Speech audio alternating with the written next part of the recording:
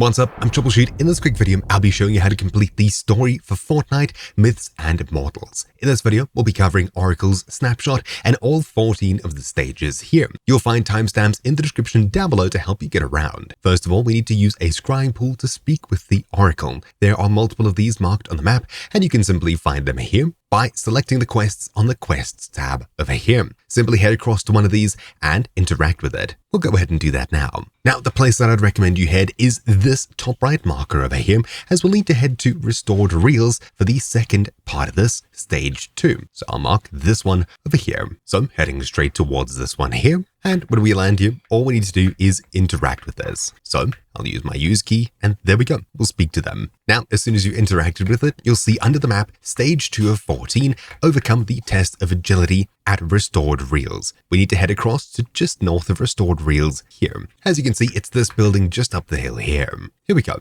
In this building, what you need to do is start the travel quest here, and you'll need to travel between these different points as quickly as possible. All you need to do is just follow these. They're very simple to follow. Make sure you have a full sprint bar just before you begin to make this a little bit easier. And there we go. We've now completed it, and we've unlocked Stage 3. For this, we need to overcome the test of strength at Lavish Layer or Fencing Fields. Zooming out, you'll see the 2 points here. Of course, you can travel across here. You don't have to land here, but this is usually a relatively hot zone to be in. For the test of strength, we'll need to destroy 15 structures within 60 seconds, which is simple enough. But for this, as long as you're playing during the Avatar season, I'd recommend getting an Earthbending Scroll so you can destroy a lot more much quicker. This, of course, is optional. Collecting explosives and things like that are going to help you speed this up quite a bit, so I'd also recommend doing that if you're not able to find an Earthbending Scroll. We found a Waterbending Scroll, which is okay. This should help us destroy a few structures, but not as quickly as a Earthbending one. For now, we'll use our plunges and shockwaves. Right in the center over here, you'll find this little section. This is where you start the trial. All right, let's go ahead and begin. As soon as you've started, simply destroy anything around you. 1 out of 15. We'll go ahead and chuck these.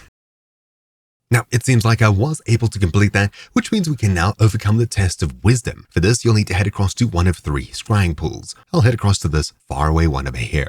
So landing at this one here, we'll go ahead and interact with it. And when we do, it's going to ask us a question. The answer is banana. Once you do so, you've completed Stage 4 out of 14. And the next one is send Hades a message by eliminating opponents 0 out of 10. This is simple enough. All we need to do is just eliminate 10 other players. So find yourself a weapon and get going. There's one, super simple. There's a second one. A third, this is going to take some time and possibly multiple games, depending on your luck. There's number 5 or 4, number 5, hopefully. There we go. Then there's maybe 6 for Pam. There's number 6. There we go. We've got another 2 eliminations. We should be able to get another one here. Yep, there we go. Bam, there's another elimination, and we're done with number 5. Next up, for Oracle Snapshot, we need to use a Scrying Pool to speak with Hades. You can use any of them on the map. I'll use the one here at Mount Olympus, as that's the location I'm in. So heading across to the closest one and chatting with it, we'll simply click through this, and now we're done with number 5. On to number 6. This one, we need to collect a Gatekeeper shotgun, then visit Grim Gate. This may sound a bit difficult, but essentially the Gatekeeper shotgun is one of the common shotguns that you can find in the game. I don't have it, but there might be one lying around somewhere here, or anywhere else for that matter. As soon as you see it, pick it up, and that basically completes this part of the mission. This is entirely just luck though. Hey, there we go, a Gatekeeper shotgun. This is exactly what we were looking for. Now, all you need to do is head straight back to Grim Gate over here. This is on the Midwest side of the map. We'll head straight for Grim Gate now. After heading all the way here with our shotgun in hand, you'll see that we've now completed Stage 7. Stage 8 requires us to damage Cerberus to assert our dominance. This may sound a bit confusing, but what you need to do is, in this area, we'll have to challenge the Olympian boss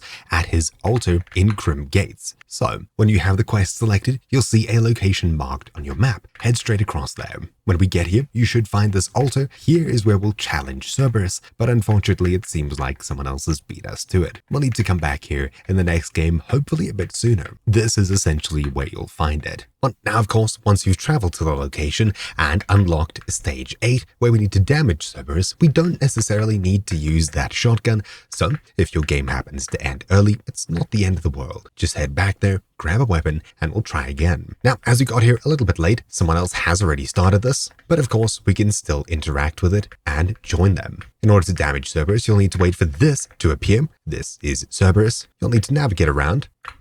Now, at least once you've got to this stage, you don't necessarily need to damage Cerberus with your shotgun. You can use any weapon, or of course, drop into a new game and try the same thing. Once you kill a few of the wolves that run around, Cerberus will spawn in and you can attack them. Now, after doing any amount of damage, you'll unlock stage 9 out of 14, which is defeat a character in a duel or eliminate a god. For this, you can head to any location on the map. I'll just be heading straight back to Cerberus. Then, of course, the place to activate it is down here. So what we'll do is find a weapon and hopefully clutch up. But of course, that really depends if players around us are going to allow us to do this. We'll hop down and activate this. So here we go. And now they should spawn in a little bit. There's 1 wolf, 2 wolf, 3 wolves. Now Cerberus should spawn in. There we go.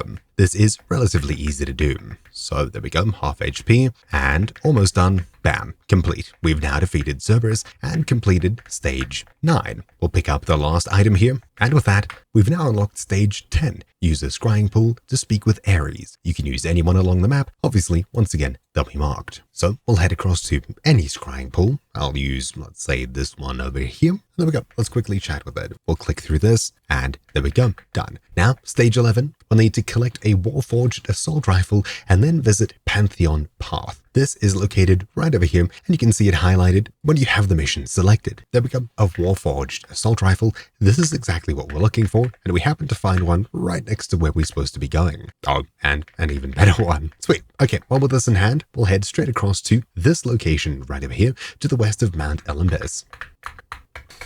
Now, even though we didn't survive, we technically made it there with the weapon that we needed. So now, all we need to do is damage Ares to bring war to the gods. You'll find our location marked all the way far down south here on your map, the Brawler's Battleground. Grab yourself a couple of weapons and we'll head down there. So with a few weapons in hand, once you finally make your way down to here, you'll find this little statue in the center. That's what we'll be interacting with. For now though, I'll just quickly heal up so that we're ready. You'll also find a few of these God's chests, I assume you'd call them. They're the upgraded chests with better items inside of them than normal chests. Hopefully you'll be able to stock up here if you haven't already. So once you're ready, you can interact with it and start it. For me though, I've got another player to deal with and now we can start it. So we'll knock it over and there's another player. But at least they have bots to deal with now.